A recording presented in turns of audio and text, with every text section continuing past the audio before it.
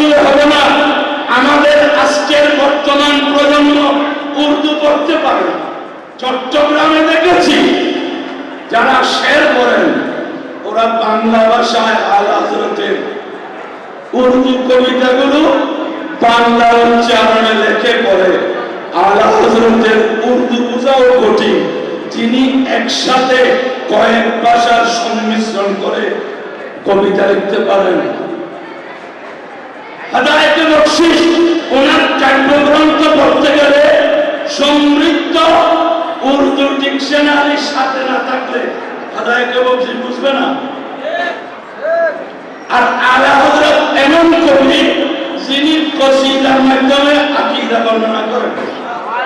ওয়াহাবিরা বলতেছে রাসূল গায়েব জানে না, আলা হযরত কি বলেন, और कोई गायब क्या उनसे निहार वाला जब न खुदा ही छुपा तुम पे करो और कोई गायब क्या तुमसे निहार वाला। या रसूल अल्लाह এরা কি বলতেছে, আর কি গায়েব গায়েব থাকবে, গায়েবের মূল্য আল্লাহর জাত যেখানে আমার রাসূল থেকে অদৃশ্য নেই। যেই রাসূল আল্লাহকে কপালের চুকে দেখেছেন, রাইতুল রাব্বি আযজা ওয়া জাল্লা বিআইনিনা, আমি আমার খোদাকে আমার কপালের চুকে দেখেছি। তোমার কাছে আবার গায়েব কিসে? और कोई गायब क्या तुमसे निहा हो वाला जब ना खुदा ही छुपा तुम पे करोड़ों। আজকে সালাফিরা বলতেছে আল্লাহর দেহ আছে আকার বিশিষ্ট, তাহলে বোঝা যায় আরশ এটা আল্লাহর চেয়ে বড়। কারণ এরা বলতেছে আল্লাহ আরশের উপর এমন ভাবে বসে আছে। ইবনে তাইমিয়া বলতেছে আমি যেভাবে মিম্বরের উপর বসে আছি আল্লাহ আরশের উপর সেভাবে বসে আছে। আচ্ছা বলেন এই চেয়ারের চেয়ে যদি হুজুর বড় হয় বসতে পারবে? চেয়ারের পাশ যতটুকু হুজুর যদি তার চেয়ে মোটা হয় বসতে পারবে? তো আল্লাহু আকবার না আরশ আকবার? তো আল্লাহ বড় না আরশ বড়? কে বড়? তো আরশতে আল্লাহ বসলে তো আরশ বড় হতে হবে। তো আল্লাহ হযরত বলতেছেন ইয়াকুল আল্লাহ সুন্নাস্তাওয়া আলাল আরশ, আল্লাহ আরশের উপর অধিষ্ঠিত নয়, আল্লাহ আরশের খালিক, আল্লাহ আরশের মালিক, আল্লাহ আরশের স্রষ্টা।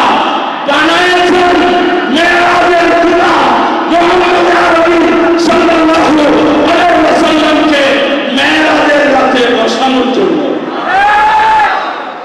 वही मका के मकी हुए सरे अर्श तख्त नशी हुए, वो नबी है जिसका ये मकान, वो खुदा है जिसका मकान ही, वो कमाल हुस्न हुजूर है।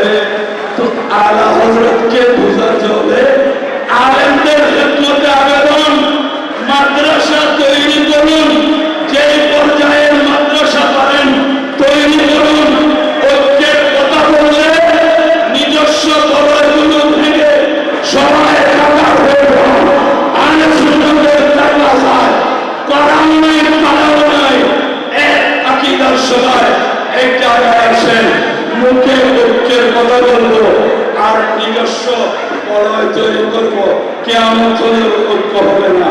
এই জন্য আমি সবাইকে কাজের আহ্বান রেখে আহলে সুন্নাতকে যদি প্রতিষ্ঠা করতে চান তো কাজের কাজ করুন। সংগঠন কথার জন্য হয়, সংগঠন কাজের নাম। আসসালামু আলাইকুম।